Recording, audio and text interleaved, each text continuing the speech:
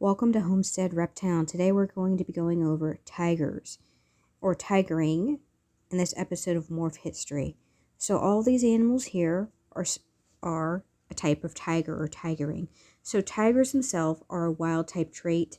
It is a fixed dominant gene in crested geckos. So they're being modified by a lot of different phenotypes, and there's lots of different forms of tigering. This guy right here is a form of tigering. So the XXs are tigers without pinstripes or reduced pinning, so partial pin. So this guy is a partial pin, XX lily white.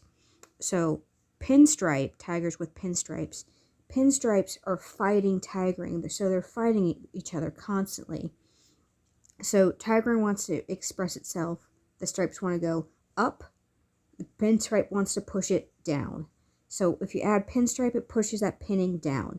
And XXs are tigers with no pinning or dash pinning, so allow it to express that upward patterning. This guy right here is a phantom brindle with a pinstripe. And again, this is an animal with full pinning. And you can see that's what happens with an animal that has pinstripe. That tigering pattern is being pushed towards the dorsal, making it a reverse pinstripe. And we'll talk a little bit more about that as we go on.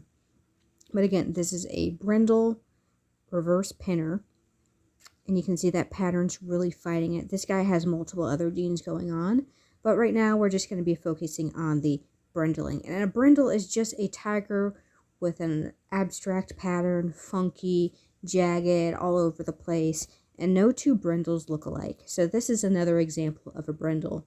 So that brindling, you can see it looks more like tiger stripey, but this is a brindle because it's broken up. When this guy is fully fired up, he's a very dark brindle. You can barely see the striping. But again, the pattern's broken up, it's jagged, it's all wonky and wibbly wobbly. It's all over the place. So this is a brindle. And again, brindle is just a form of tigering. But this is also a brindle that is not being affected by a pinstripe. So he has no reverse pinstripe, allowing that pattern to express itself up, to go up the dorsal, up the side, unlike that first one we saw. And here's a better photo of him as a baby. This was like a week-old photo of him when he was a little tiny guy. Not that tiny anymore, but you can really see that pattern. Lovely pattern. It's jagged, it's all wonky, and some of the little patterns kind of look like little numbers or shapes. Again, no two brindles look alike, and that's what's fun about them. Brindling really affects pattern. It really distorts it, it twists it, breaks it up, and tigering does the same. So this is a tiger. You can see in his baby photos the little stripes. So tigers, like the brindle, tigers do not have any breaking. It's going up and down the dorsal. So you can see up and down, no jagged or floating pieces off in the middle of nowhere. So that is a tiger. So he's not fully fired up, so those stripes could be a little bit darker, and I'll show you a better photo of him. But this is what tigering looks like. And this is tigering without a pinstripe. So there's no phantom pin, there's no pinstriping, so it allows itself to fully express itself. You can see him fully fired up. Those stripes are a little bit darker, but again, this is a tiger without pinstripe affecting it. So when pinstripe goes in there, this tigering would be pushed up and to make a reverse pinstripe. But as you can see, this is what happens when an animal is not being affected by a pinstripe. And that lily white I showed you was not being affected by a pinstripe. So this is a reverse pinstripe. So reverse pinstripe is what happens when you have a pinstriped animal that has a tigering. It's really expressing tigering. It pushes that tiger pattern up, and you get that dark outline. So that dark outline was the tigering being forced upwards. So a lot of pinstriped animals, they